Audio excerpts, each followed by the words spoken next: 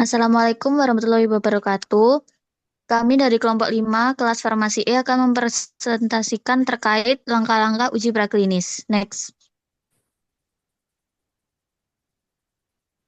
Next. Yang pertama adalah kasus bahwa perusahaan farmasi mengembangkan senyawa baru sebagai obat antidiabetik sebelum melakukan uji klinis pada manusia. Perusahaan meminta Anda sebagai bagian dari tim uji praklinik untuk melakukan serangkaian pengujian terhadap senyawa tersebut. Anda diharuskan mengevaluasi efektivitas, keamanan, dan profil farmakokinetik dari senyawa tersebut. Next. Penyelesaiannya yang pertama adalah in vitro. Asal yang direkomendasikan yaitu aktivitas pada target molekuler.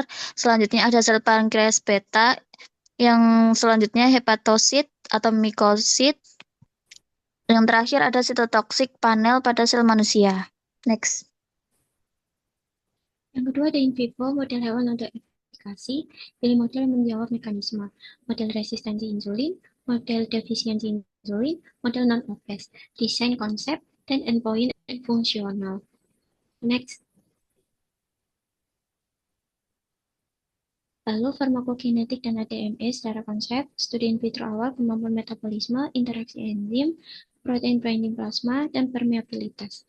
Next.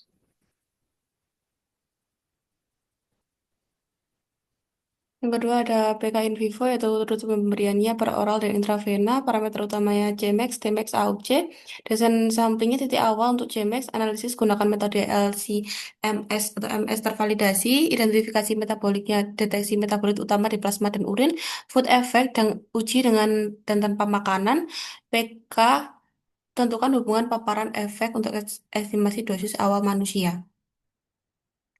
Kedua ada PK in vivo roden dan non-roden, yaitu pemberiannya per oral dan intravena. Untuk parameter utamanya sama Cmax, Tmax, AUC.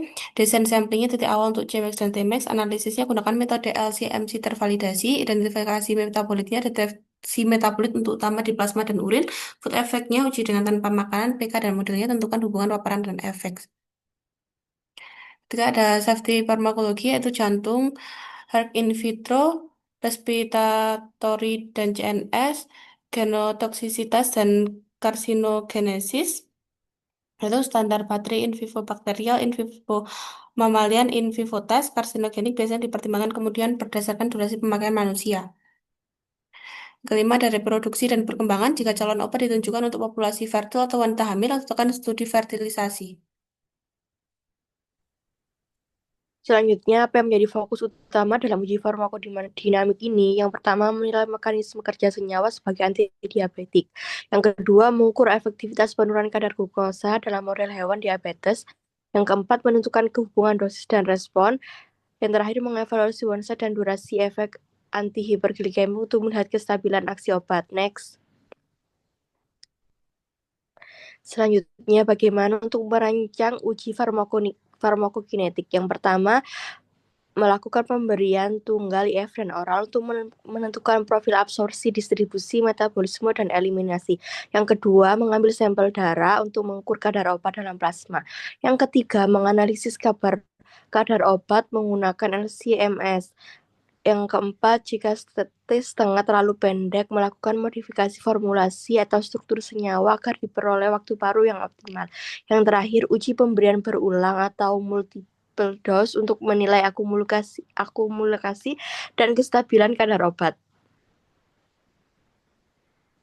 Berikutnya, apa saja parameter keamanan yang harus dipantau dalam uji toksikologi? Yang pertama, perubahan klinis, berat badan, perilaku, mortalitas, klinikopatologi, hematologi, fungsi hati, organ target, berat, dan histologi hati, ginjal, jantung, pankreas. Yang terakhir, parameter khusus, MTD, NOAEL, tanda toksisitas, serta efek pada sistem saraf. Next. Berikut daftar pustaka kami. Sekian, terima kasih. Wassalamualaikum warahmatullahi wabarakatuh.